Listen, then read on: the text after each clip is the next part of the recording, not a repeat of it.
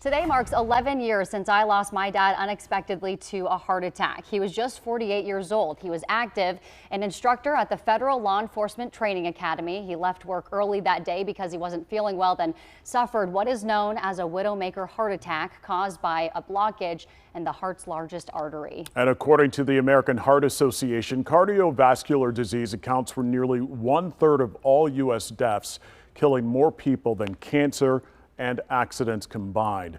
Cardiologist Dr. Thomas Schleter, who also serves on the American Heart Association's board of directors, he joins us this midday to talk. And Dr. Schleter, first of all, we want to say we appreciate you being here with us this midday. No problem. First of all, let's talk about the different types of cardiovascular diseases. Sure, and that's a big grab bag of things to talk about. So first of all, what your father unfortunately went through, blockage in the heart artery. So our heart's a muscle, right? It runs on blood and energy that way. And so the blood vessels of the heart are the ones that provide the heart with blood. So if those get blocked, the muscle doesn't get blood, and that's what a heart attack is. And that's usually what we associate with heart disease. However, there's other heart disease, such as your heart runs on electricity when it beats, and so you can get a dysrhythmia, something like atrial fibrillation, which is very common. And lastly, a big thing is your heart muscle can get weak, and that's congestive heart failure. So if you think of it that way, that's how I kind of organize my thoughts about heart disease. A lot of important info there. Let's talk specifically about heart attacks. Many people don't realize that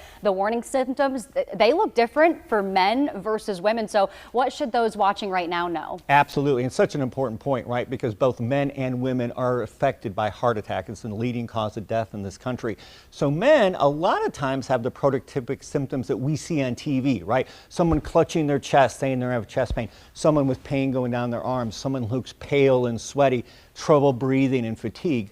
Women have heart attacks, but a lot of times they're complaining of heaviness in the chest. They don't use the term pain. I'm feeling like my chest is heavy. I can't catch my breath. I feel very, very tired. Any of those symptoms at any time, we want to get those evaluated, whether it's your heart or something else. That's a big warning sign. Yeah, and if anyone is experiencing any of those symptoms you described, what should they do? Well, so first of all, it's always important before this to have a relationship with a healthcare professional, right? A doctor, an advanced care provider, or something like that. Because if you have that, then you can contact them. If you don't, or can't get a hold of this, this is something to utilize an emergency room for. This is why we're open 24 hours a day, 7 days a week for these problems. So how can we avoid even getting to that point, right? Are there any lifestyle changes that we can make now to avoid ending up in the ER? So the big things that lead to this that we can control is our blood pressure, right? We want to control our blood pressure. Once again, a really good idea to have a relationship with a healthcare professional. If we have diabetes, we want to keep that under control. If we have a problem with our cholesterol, we want to decrease that, and there's medications. The other things we can do from a lifestyle standpoint is eat healthily, right? We want to cut down on our fats. We want to cut down on our sugars. Most of us, including myself, at times have to eat a whole lot less, right? Sometimes we get comfort from eating, and we want to try and break that cycle. And then our activity, right? A lot of times if we're not active, we get really frustrated by the ideas of activity. We're talking about building slowly, going for a walk, things like that. We don't have to lift our house off our foundation or run a marathon to get active. Dr. Schleter, you know, losing Chelsea's father 11 years ago because of his death and how he died, does genetics play a role? It sure does, right? And so I can't tell you how much, but certainly people who have risk factors in their lives, the more likely they'll have heart problems with a family history of that.